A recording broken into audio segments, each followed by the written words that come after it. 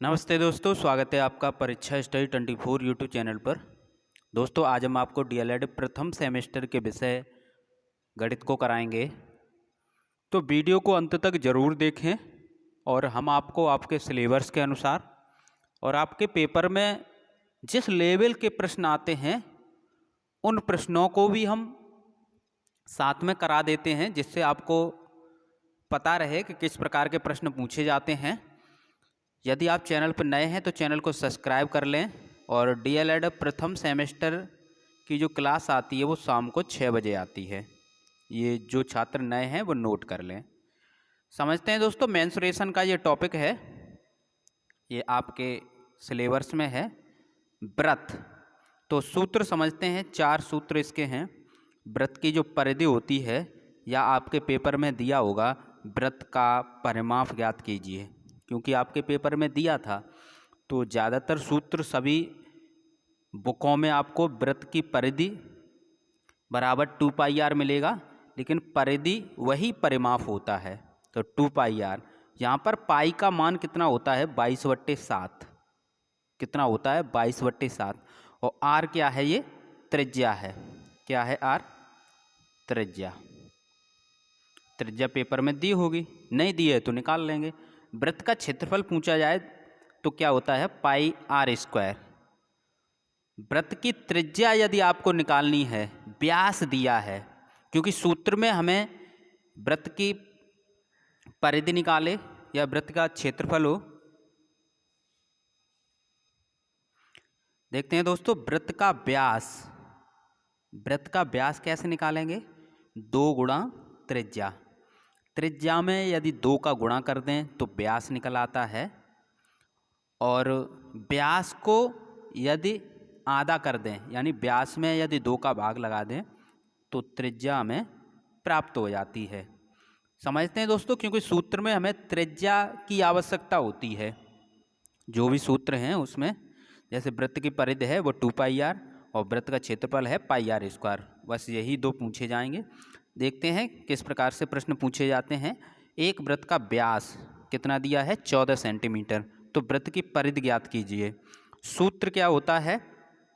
सूत्र होता है वृत्त की परिधि बराबर 2πr, लेकिन हमें r नहीं पता है। r माने त्रिज्या। व्यास दिया है, व्यास का क्या करेंगे? आधा कर लेंगे, यानी r का मान हम निकाल लेंगे। r बराबर व्यास/2। व्यास की जगह क्या करेंगे? 2 लगा लेंगे, सॉरी व्यास/2 कर देंगे। व्यास है कितना? 14। 14/2 कितना आएगा? 7 सेंटीमीटर। तो ये 7 सेंटीमीटर आपकी त्रिज्या आई, यानी आर का मान आ गया। अब यहाँ पर लगा देंगे। जब लगाएंगे तो क्या होगा? 2 गुणा पाई का मान कितना है? 22/7 गुणा आर का मान 7। 7 से 7 कैंसिल, 22 दूनी 44। तो इस प्रकार 44 सेंटीमीटर ये आपकी परिधि आ गई। इस प्रकार आप प्रश्न को हल करें। नेक्स्ट प्रश्न है, 35 सेंटीमीटर व्यास वाले वृत्त का परिमाप ज्ञात कीजिए। ये 2019 में पूछा है। परिमाप मतलब परिधि। परिधि का सूत्र होता है 2πr। हमें r निकालनी होगी, यहाँ पर व्यास दिया है। तो वृत्त की त्रिज्या क्या होती है? r बराबर व्यास/2। व्यास कितना दिया है?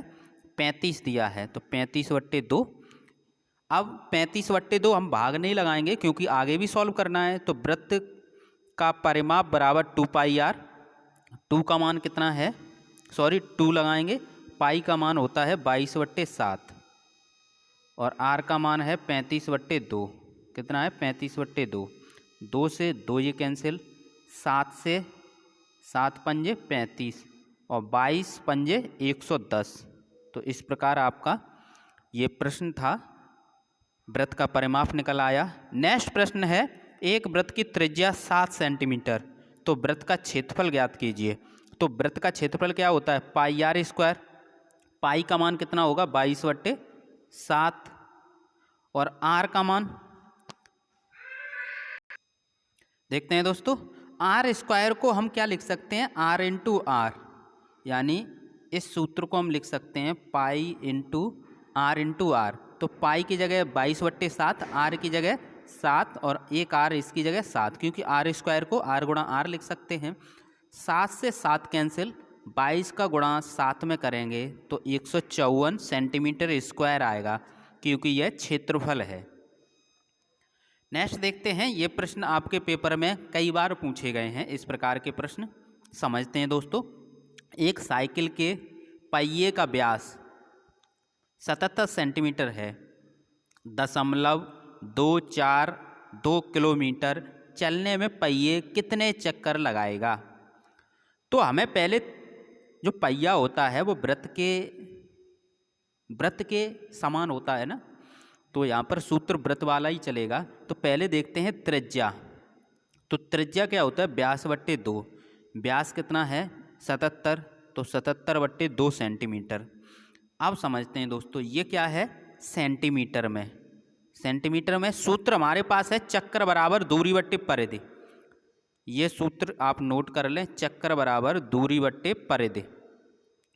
अब हमें आर की वैल्यू हमने यहाँ से निकाल ली, क्योंकि हमें परिधि में चाहिए। और दूरी अब विमा समान करेंगे, ये किलोमीटर है, अब इसे हम क्या करेंगे सेंटीमीटर में बनाएंगे। तो 0.242 किलोमीटर 1000 का गुणा कर देंगे तो ये मीटर में बन जाएगी। अगर मीटर को सेंटीमीटर में बनाना है तो 100 का गुणा और करना पड़ेगा। तो इस प्रकार ये आया। अब इसे हम सॉल्व कर लेंगे, यानी ये पॉइंट हटाएंगे तो कितने जीरो आएंगे, 3 आएंगे बट्टे में। ये 3 से ये 3 कैंसिल हो जाएंगे, तो 242 में 100 का गुणा करेंगे 242 और 00 इतना आएगा। समझ गए आप। ये आप स्वयं करके देखें, क्योंकि यहाँ पर तो हम बता सकते हैं किस प्रकार क्या करना है। नेक्स्ट देखते हैं दोस्तों। अब लगाते हैं, दूरी कितनी है 242 बट्टे परिधि यानी 2πr। अब पाई की जगह 22/7 और आर की जगह 77/2। इसे सॉल्व कर लेंगे। इसे क्या करेंगे आप सॉल्व कर सकते हैं, कैसे 2 से 2 कैंसिल, 7 का भाग लगाएंगे 77 में 11 बार, तो ये आएगा 242 बट्टे 22 गुणा 11। अब क्या करेंगे 22 का भाग लगाएंगे, इसमें कितनी बार जाएगा 22 एकन 22 और 22 एकन 22, ठीक है 00 यानी 1100 बट्टे 11। 11 का भाग लगाएंगे 100, कितने चक्कर निकले 100। इसी प्रकार इसे करना है प्रश्न को। नेक्स्ट देखते हैं आयत। तो आयत का क्षेत्रफल क्या होता है, लंबाई गुणा चौड़ाई। आयत का परिमाप होता है 2 कोष्टक में लंबाई प्लस चौड़ाई, यानी चारों भुजाओं का योग कर दें तब भी परिमाप निकल आएगा। आयत का विकर्ण निकालेंगे अंडर रूट में लंबाई का वर्ग धन चौड़ाई का वर्ग। अब देखते हैं प्रश्न। एक आयत की लंबाई 8 सेंटीमीटर, चौड़ाई 6 सेंटीमीटर, तो इसका क्षेत्रफल ज्ञात कीजिए।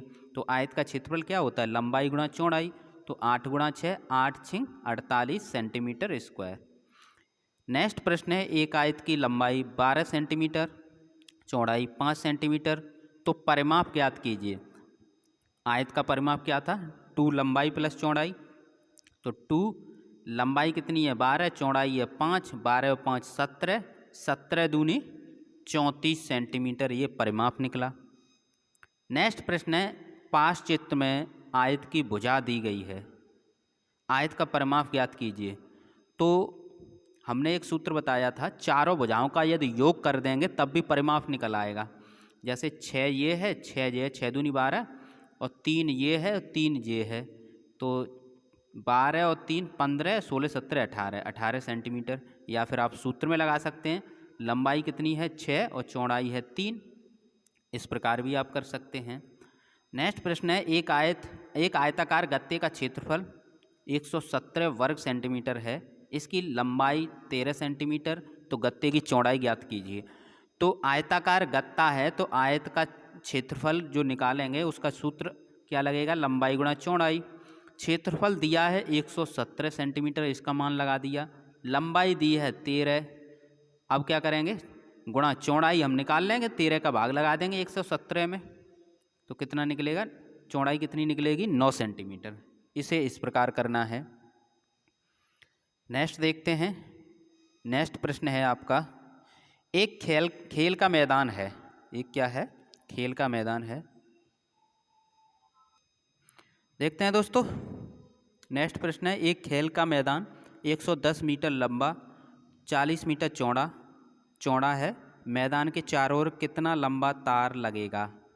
तो चारों ओर तार लगाना है तो इसका मतलब ये है हमें परिमाप निकालना पड़ेगा। तो आयत का परिमाप क्या होता है? 2 लंबाई प्लस चौड़ाई, और लंबाई हमें दी है 110 और चौड़ाई दी है 40। इस प्रकार इन दोनों को ऐड करेंगे 150 में गुणा कर देंगे 2 का, ये 2 है इसका, तो कितना आएगा? 300 सेंटीमीटर लंबा तार लगेगा। ये प्रश्न पूछा गया है आपके पेपर में। नेक्स्ट है वर्ग। वर्ग का क्षेत्रफल होता है भुजा स्क्वायर। परिमाप होता है वर्ग का 4 गुणा भुजा। विकर्ण होता है √2 गुणा भुजा। अब देखते हैं दोस्तों, यदि किसी वर्ग की एक भुजा 6 सेंटीमीटर है तो उसका क्षेत्रफल ज्ञात कीजिए। 2018 में पूछा गया है। तो वर्ग का क्षेत्रफल होता है भुजा वर्ग, और भुजा का मान कितना है? 6, तो 6 का वर्ग यानी 6 गुणा 6, 2 घात हैं तो 2 बार लिख लेंगे। तो 6 का 6 में गुणा करेंगे 36 सेंटीमीटर स्क्वायर, या फिर इसे इस प्रकार भी लिख सकते हैं 36 वर्ग सेंटीमीटर। नेक्स्ट प्रश्न है, एक वर्ग की भुजा 3 सेंटीमीटर है तो उसका परिमाप ज्ञात कीजिए। तो परिमाप का सूत्र क्या था? 4 गुणा भुजा।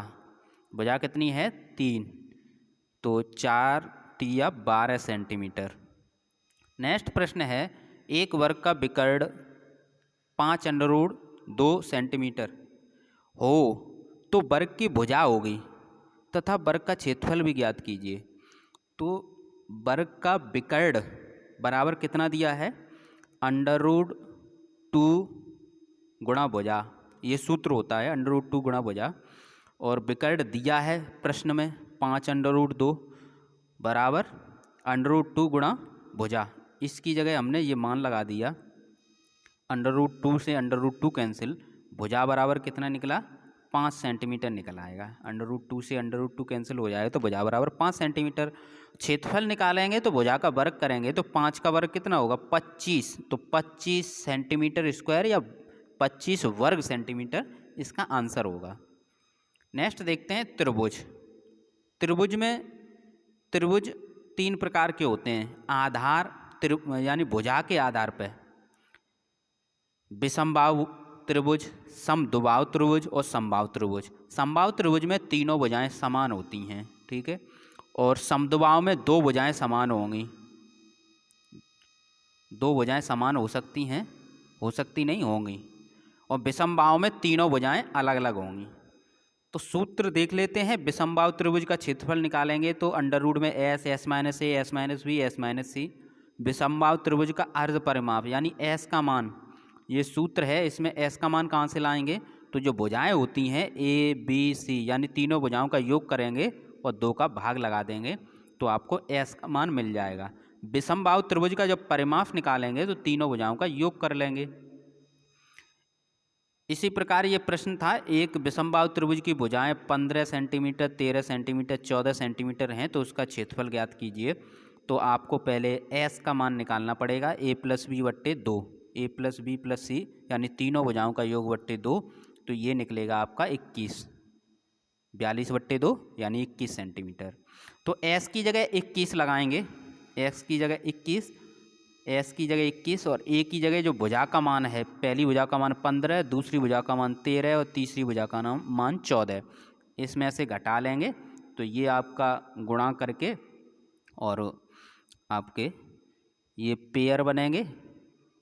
पेयर में से एक बाहर निकाल लेंगे, ठीक है। पेयर का मतलब ये 4, 4 का वर्गमूल 2 होता है, ये 2 हो गया। 4, 4 का वर्गमूल 2 होता है। 9, 9 का वर्गमूल 3 होता है। 7 7 49, 49 का वर्गमूल 7 होता है।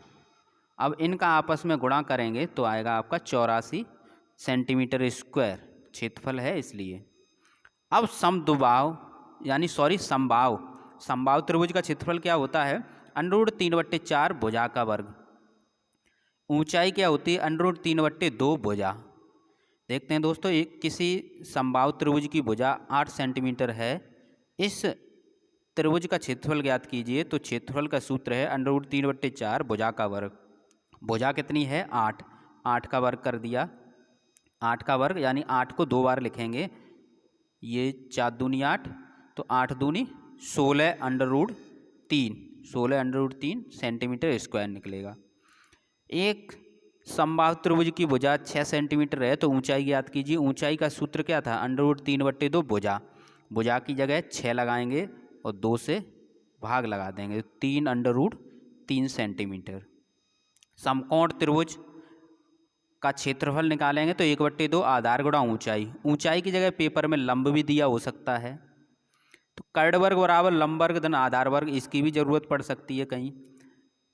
देखते हैं दोस्तों, एक समकोण त्रिभुज के लंब तथा आधार क्रमशः 5 सेंटीमीटर 12 सेंटीमीटर हैं, इसका क्षेत्रफल ज्ञात कीजिए।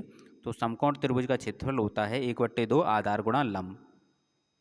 1/2 आधार की जगह 12, लंब की जगह 5, 2 से ये काट देंगे 6 बार, तो 6 पंजे 30, 30 सेंटीमीटर स्क्वायर या फिर 30 वर्ग सेंटीमीटर।